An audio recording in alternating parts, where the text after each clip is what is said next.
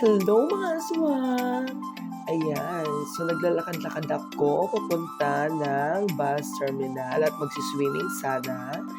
Yes, and after that, nakita ko itong napakabagong restaurant dito sa Bujiba at ang pangalan ay Barkada. O diba, napakaganda ng view sa labas pa lang at nakakatakam at napakasarap nitong halo-halo nila at 695 euro lang. So, pumasok na ako. Siyempre, pinakita ko kung ang mga staff nila ay gagwapo talaga pala. Ang galing magluto ng halo-halo. Ang galing magtimpla ng mga ala. At ang chef, napaka-sweet. O, diba? Ang ganda ng lugar sa loob.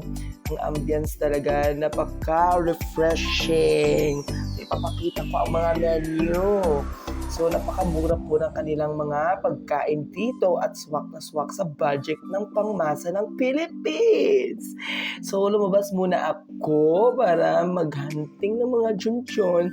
Pero, feeling ko nagugutom na ako. Ayan. So, emote-emote muna ako dito kasi nagagandahan ako sa kaniyang design sa labas.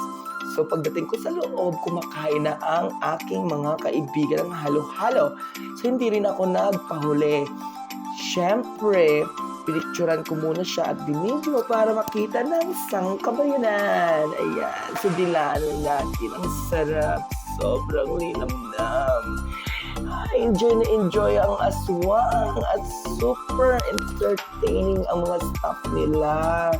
Ayan, so ninanamnam ko talaga. Ang sarap. Kasi full tank talaga ang gatas na nilagay ni Kuya sa aking halo-halo. Kaya ang sarap niyang sipsipin. Nag-order din kami ng kwek-kwek sa halagang 5 euro. I think so, 5 na ang itlog na makakain mo. Masarap siya at crispy ang kaniyang balat. Tapos ang itlog sa loob, malalasan mo talagang sarap-sarap. Siningot ko talaga ang halo-halo. Kaya syempre, naniniwala ako sa kasabihan na nasa huling patap ang tunay na sarap. O diba, ninamnam ko talaga ang halo-halo. Napakasarap talaga. At sobrang busog na busog ako, para ako na-bloated talaga sa sarap. My God, balik-balikan ko talaga ito dito lang yan sa Bujiba, malapit sa DB Hotel. Ayan, bondat ang aswang. Ayan, thank you very much, Barkada. We will come back very soon again. Thank you very much. Mwah!